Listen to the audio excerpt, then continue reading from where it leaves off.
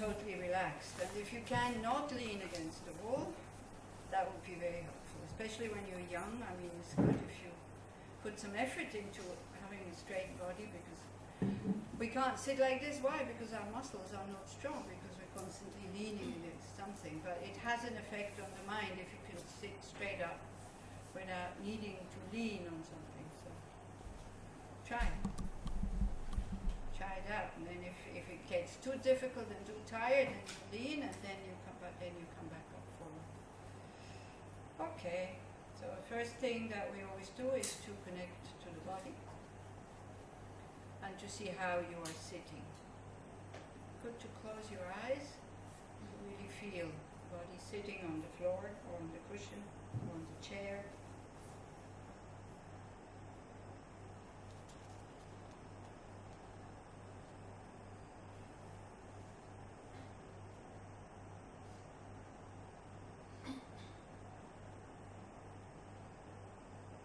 Feel some tension somewhere, then try to release them, not necessarily by moving, just by noticing them, and then that part of the body will relax.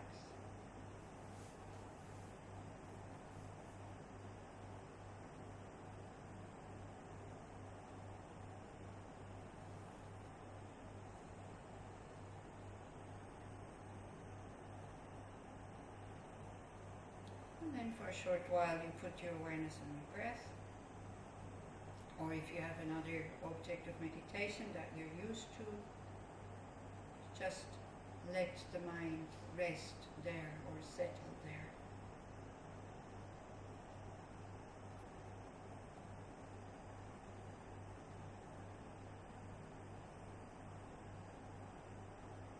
By being with the breath, really enjoying that you can breathe. Breathing in, breathing out. Not to be aware, I don't have to be present like all the time, just now, just this moment. It's not about the moment before, it's not about the next moment, just now. When you feel or you find the mind is wandering away, and it will wander away because that's habit, the moment you notice it, don't get a fright, don't act in panic. Very slowly, mindfully, you bring your awareness back to the breath by knowing I need to know and be present just this breath, just this moment.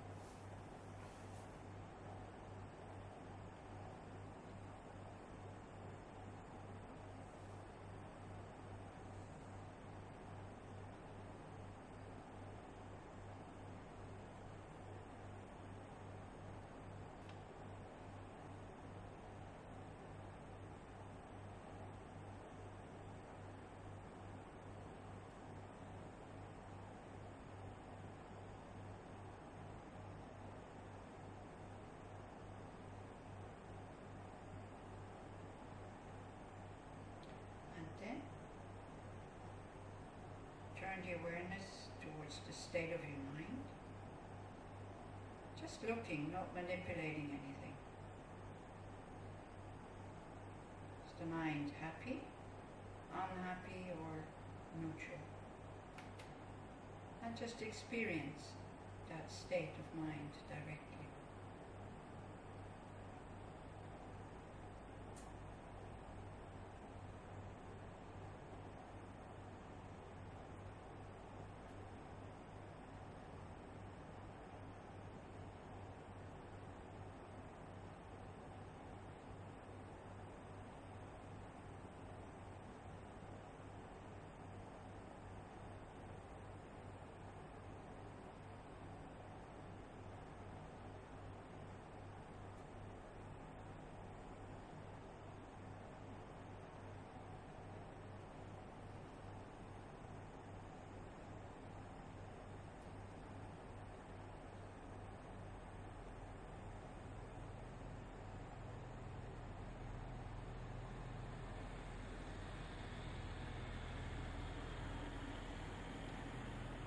Think of something that you really appreciate in your life and observe what this thought of thinking about the object, the situation, or the person is doing to the mind. Does the mind stay the same, or does it change?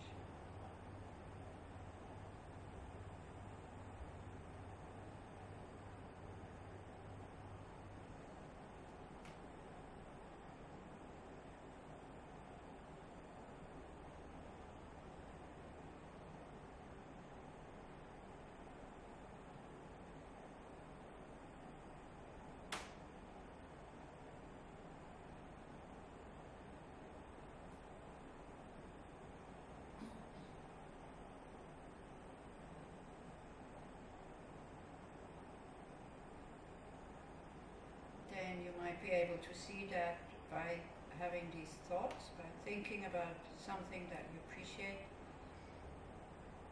the mind state changes, but then it doesn't stay like that. The feeling of it fades away. So you can start playing with that a bit.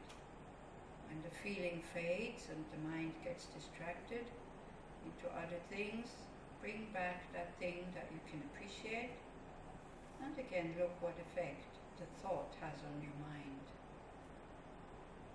This is the technique of these meditations. We make the mind familiar that there's so many things we can actually appreciate in our life, but we give the mind one particular thing. We see the effect.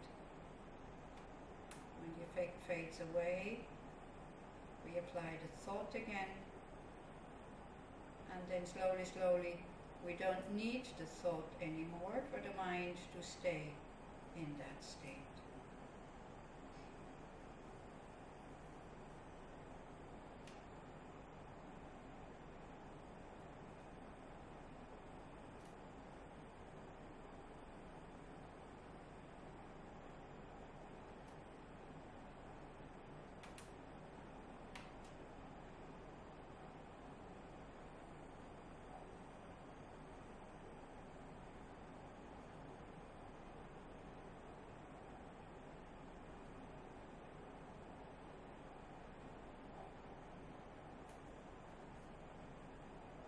And then we look if we could make that feeling or experience of appreciation deeper by becoming aware of how fortunate we are. So the goal or the point of this is that we see that what we're having right now, which is called the precious human rebirth, is very precious, is very rare, and is very fragile. In order to decide to use it in a meaningful way, and also in order to stick with that decision, one needs to do that reflection again and again and again and again. So how this is done, first one would imagine how it would be if our body would be filled with pain 24 hours a day, or if you would live in a place that is incredibly hot or incredibly cold. Allow the mind to go to these situations and check, how would I feel?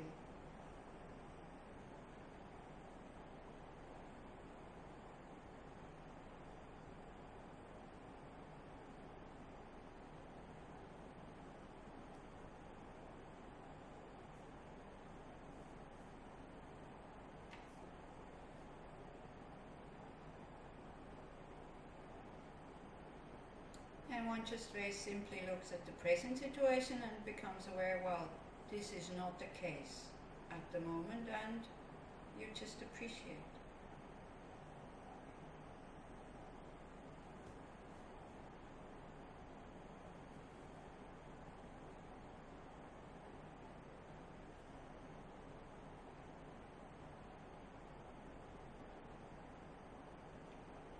Imagine how it would feel constantly lacking food and drink, not being able to find or buy it, and then just to see, maybe remember moments of thirst, hunger. Where was the mind? Where was the main interest? These basic needs take up so much space that when they're not fulfilled, there's no time or space for anything else. So again, you imagine how that would be, and you look at your present situation. Notice that you are free from such a state, at least at the moment, and you rejoice. You appreciate.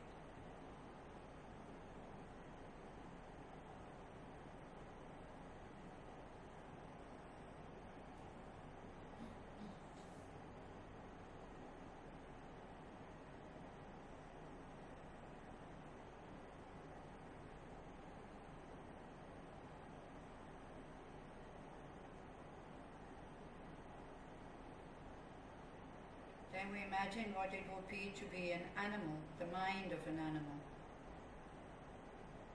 It is true, if your mind is very negative, then it's better to be an animal because you create less damage. But animals in general, they're just interested in comfort and sex. And when they have it, they're quite content. And they're not interested in anything else. Some humans are like this too.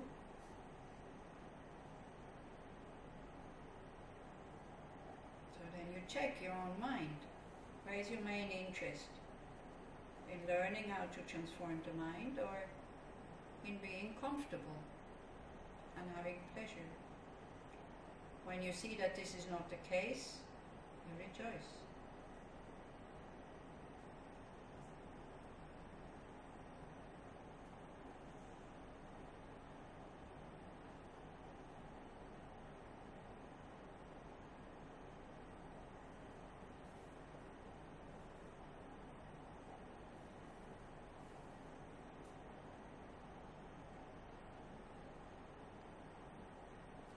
Another hindrance for practicing a spiritual path would be if your life is too good.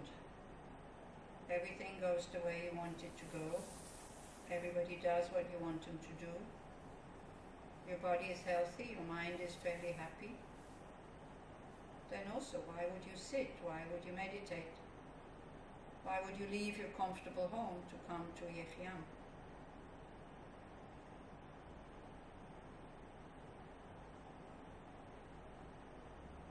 So actually not having all these things, being free from it, we're not so spoiled. If you're a very spoiled person, it is impossible for you to stay with other people in the same room, even if it's just for a few nights. You couldn't bear it. You couldn't bear the food. You couldn't bear the dust. So because we've had some difficult situations in our life, we became stronger and not so spoiled.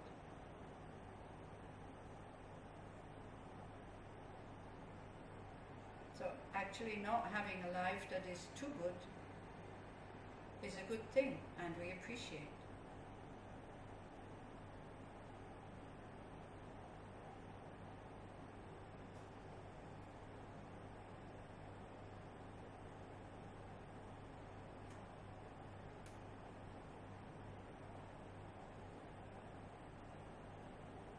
Then we could also have wrong views, like not believing in our potential to be able to eliminate all negative emotions and all wrong views. To be able to have this heart that our nature is basic goodness, basic spaciousness and basic wisdom, that we can never lose it.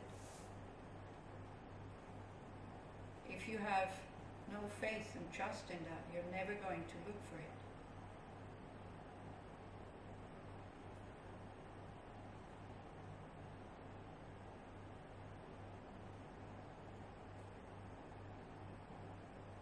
Then also not like being totally convinced that there's no rebirth, there's no such thing as Shakyamuni Buddha with its qualities. There's no such thing as law of cause and effect that we call karma, then that also would be a great hindrance for this particular path here.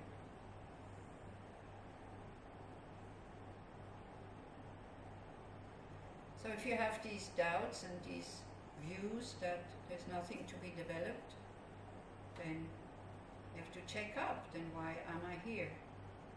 If you are free from these doubts, if you have this wish to transform the mind and the trust that there is great potential lying in us, then again be very happy and appreciate. Because not many people have, especially when we're not born into that culture.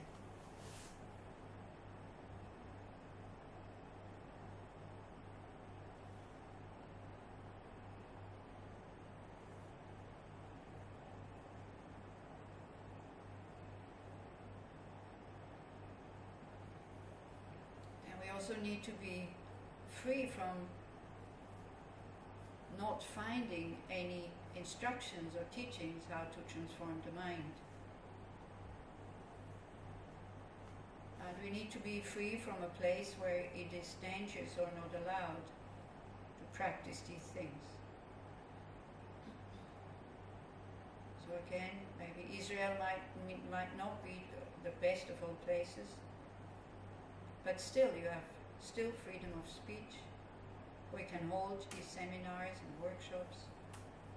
You can even say that you have renounced Judaism and that you're a Buddhist. Nobody will come and threaten you, put you into prison or to kill you because of that. So again, we appreciate.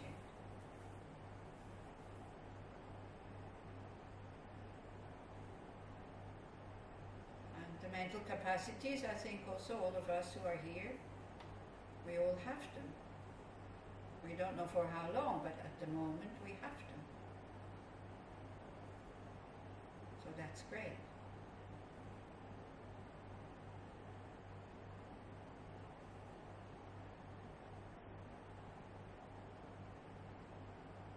So these are the things that we need to be free from. And there's certain things that we need to have. We need to have living examples of this path so that they can inspire us, that it is possible to attain full awakening. Now whether these masters are fully awakened or not is difficult to see, but what I can see, or if you have contact with them, they never out to harm me. And the advice that they're giving me comes from deep, deep wisdom, knowing that I can do it and it will be good for me, even if it's difficult to do. They help me stretch my borders. Otherwise I remain in the comfort zone where nothing ever changes.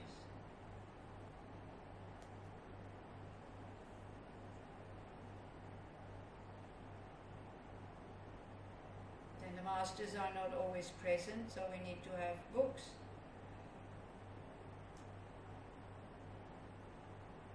We need to have people around us that are practicing with us. So again, for Buddhism being available, wow, everywhere. from audio to video, teachings to books, or just quickly looking it up on the internet. Everything is there. Almost too much.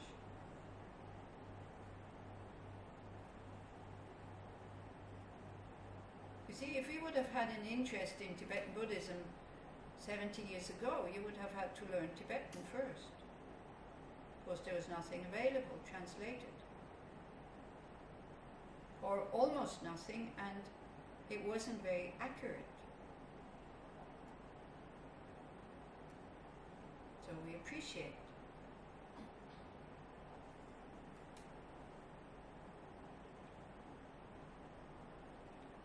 We also appreciate having a mind that is interested in practicing ethical conduct and has not committed huge crimes,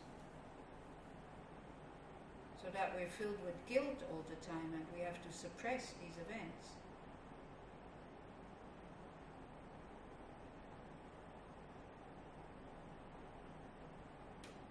We can appreciate having a human body with all the senses intact. Otherwise, just imagine a life where you couldn't walk, or you can't see, or you can't hear. Totally different. So limited.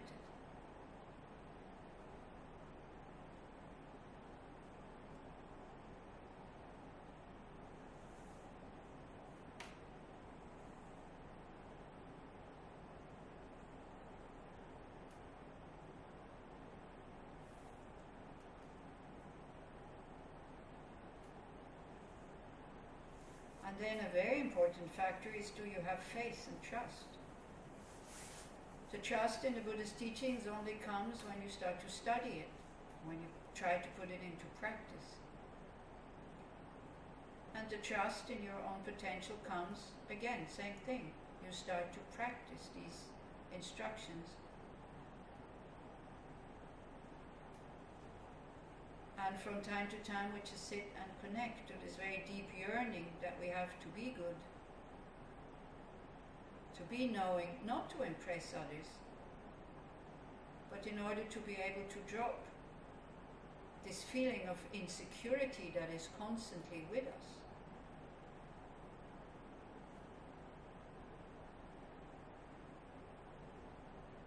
We have a yearning to be free, to be spacious, to be peaceful.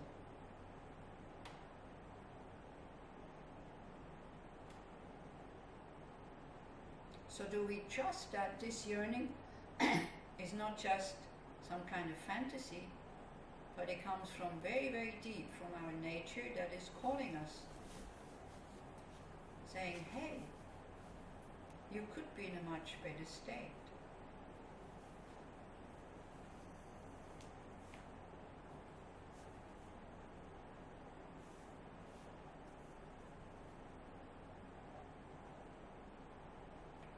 So you can see you need a lot of factors and conditions in order to be able to do spiritual practices. So when all this comes about, and this together, we talk about a precious human rebirth if you use it in a meaningful way. Otherwise it's just a human rebirth. And we can have a precious human rebirth occasionally, like now, these few days that we are here together.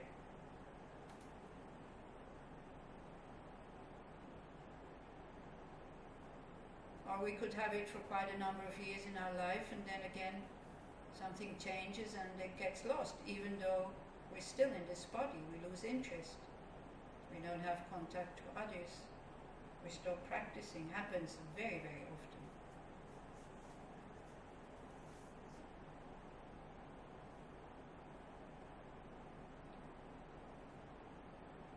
So at the beginning, when we become aware of this, that we have all the factors present, the first thing we do, we're just happy about this. We're not feeling guilty that we're so fortunate and we don't appreciate it and other people don't have it. It's not helping anybody. And we actually think, when we think of karma and rebirth, it is our own mind who has created these good conditions with positive actions in the past. It's not a gift from anybody, also it's no coincidence. So in past lives we have worked very hard in order to attain that situation. And it's only with a situation like that that we can make progress on the path.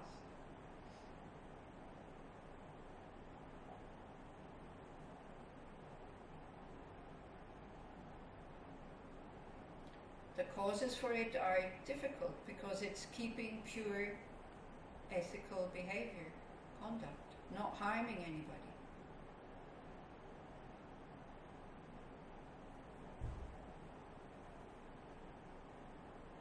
One of the causes is also not filling your life with intoxicants like alcohol and drugs, because then it's difficult to have a clear mind.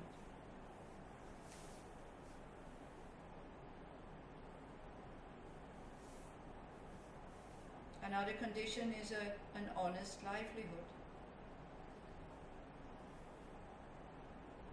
Being non-harming, giving with respect, honoring the ones that are worthy to be honored, and developing love for all beings. These are the causes that we have practiced in the past in order to attain the situation right now, today. So we can be very happy. We worked very hard.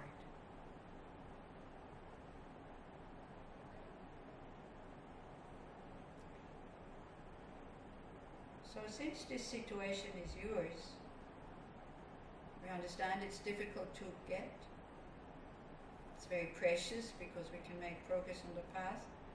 It's very fragile because it can end any moment. So if you have all these factors together, maybe you come to the conclusion you want to use it in a meaningful way.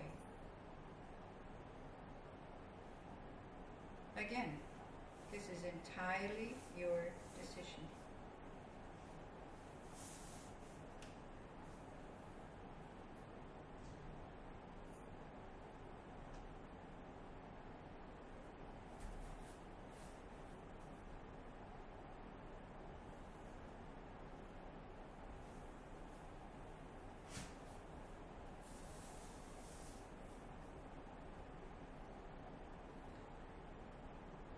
So then, I told you before what we do at the beginning as a preparation before we start practices.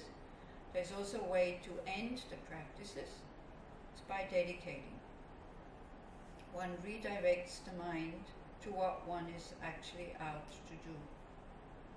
So whatever your goal was at the beginning, or during that meditation, like as a Mahayana Buddhist, full awakening for myself in order to benefit all sentient beings, one dedicates it to that goal. So one thinks, positive energy that I have created by meditating on the factors of the precious human rebirth, may I very quickly attain full awakening in order to benefit all sentient beings. May the supreme practice of non-violence that has not arisen arise and grow. May that which has arisen not diminish, but increase more and more.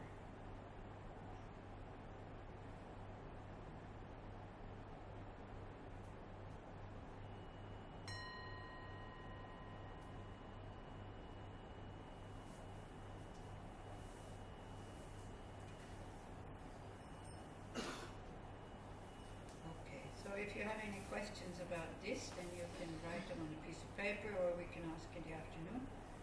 In the afternoon we talk about the fragility of this precious human rebirth, which is a bit unpleasant, I know, but it's a fact. We're all going to die. And the more we are ready for that, the easier it will be, because we have to do it anyway. So we can either ignore it, or prepare for it. Now it's lunchtime, so 12 o'clock is lunch, so that's another practice. Usually we offer the food before we eat it. That cuts attachment to food again. It's like, out of appreciation, one always tries to develop this grateful heart, because you're so relaxed. You become so easy for other people to handle, and you create a lot of positive energy around you when you are just open, relaxed, and appreciative. So one thinks, as a Buddhist, one thinks of all the Buddhas and Bodhisattvas. You would think of all the delicacies in the world, so not just what you have in your plate, but everything, all the food in the world, and you think you offer it to them. So again, the mind becomes very extensive, because you think of all the good things that are to eat in the world. Nothing gets lost because you just visualize it, so you don't need to worry. Also, don't need to worry about, oh, this chocolate not healthy and it has milk in it, and so maybe the cows. And you visualize it, okay?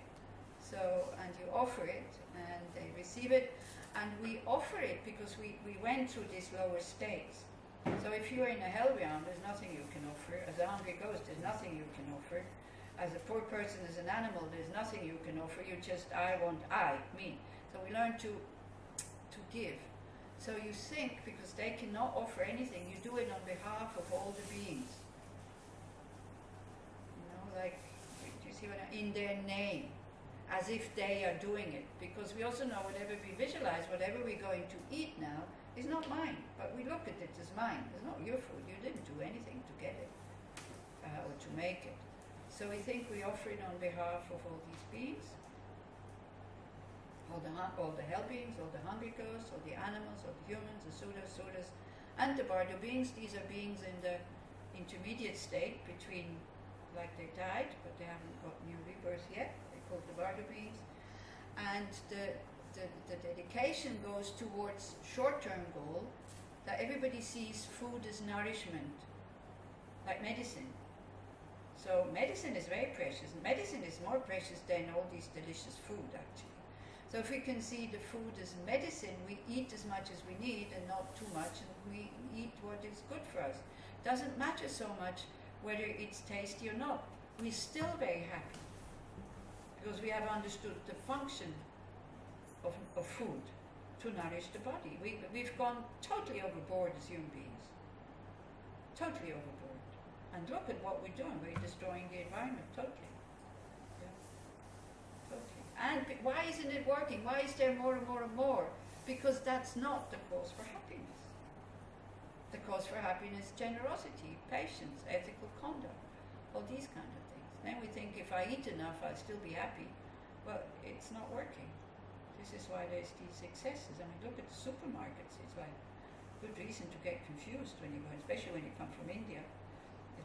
You usually walk out of there not buying anything because you don't know what you should buy. There's so much choice. It doesn't really help. It doesn't make the mind happier, all these choices. It makes us less content because every time we buy something, you know, you're in the front of like 50 different gelatos and you don't know what to choose. You choose one or two or three, and the moment you start to eat it, you go, oh, should have taken the other one, isn't it?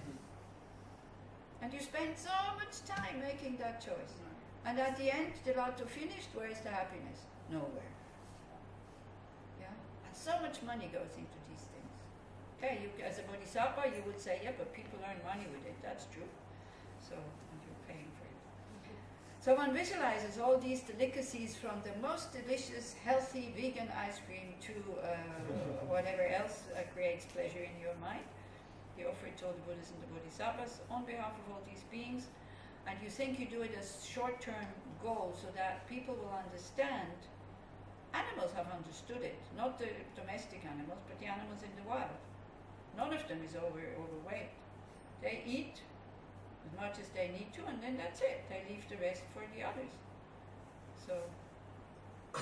And then also that food doesn't create allergies or addictions. So that's also one of the dedications that we make. Whatever we put in our body may become medicine and not create addictions or allergies, which is also a big problem these days. You know, if you invite 10 people, somebody says, I can't eat this, I can't eat gluten, I can't eat this, I can't eat that, I can't eat. So we will finish ending up, you know, we have dinner parties, but people bring their own food. So where is the pleasure of, it's so nice to be able to cook for people and to offer it to them. This is the purpose of offering. If you want to give, giving is perfect. It makes you so happy. Yeah? So then, what will happen? You know, everybody will bring their own food. We're boring, you know. Can't offer anymore. So we offer it. I'll do the Tibetan verse. when we get the practice books out, it's in there also, we can do it together tomorrow. Tenpa Lame Sangye Rinpoche, Kyopa Lame Danche Rinpoche, Tenpa Lame Ketun Rinpoche, Kyat Nekun Chosumba, Chöpa Om Ah Hum, Om Ah Hum, Om Ah Hum. So what would be very nice if you sit in front of the plate, instead of the mind allowing to go into, ooh, I don't like this, and ooh, it doesn't help, it doesn't change the food, it just makes it more not nice. And you think, what's better, this food or no food? It's very easy. And there are beings, not just animals, who don't have food today. So I don't want to kind of, like the Madhu says, you should be grateful because you have something to eat. No, just think, it could be me not having any food. But I have, how wonderful. And then we think, then you can, when Lama Zopa Rinpoche, when he offers on an airplane, like 4 hours flight, he doesn't get to eat because he offers it during the 4 or 5 hours. And then the stewardess comes and says, sorry, I have to take it away. He hasn't eaten, but he's very happy. Because he offered it to his teachers, to the Buddhas, to that Buddha, to this body, on behalf of all the beings. He goes one by one, all the hell beings, all the hungry ghosts, he visualizes all these beings, and he thinks he's doing something really good for them. Then he's happy. You see, they're all placebos. Everything we do is placebo. Nothing is real, but it works. And the funny thing in Buddhism is, the more you know that it's placebo, but that it can function, the more you come closer to reality. So it's not it's placebo, but you should know it's placebo. The only thing you have to know that placebos work. Everything, all reality that we see is not reality. It's imagination of our mind. So that's what we want to see. This is what we want to get at. Okay, so please enjoy your lunch. You should, because otherwise it's a real waste of food if you don't enjoy it. There's nothing, that you shouldn't have any joys or happinesses. Please have them, and it will become much more joyful if you say thank you to Mother Earth, the elements, all the beings who have prepared this food, and then the thought at one point, may I be able to be of benefit to them, to be able to repay that kindness that I can come here, eat, and then go to sleep without any effort. Creates a very happy mind, these kind of thoughts. So please enjoy. And we will eat in silence, and when you've finished eating and you go and wash your plate, then you can start talking. Okay? If you want. Don't have to.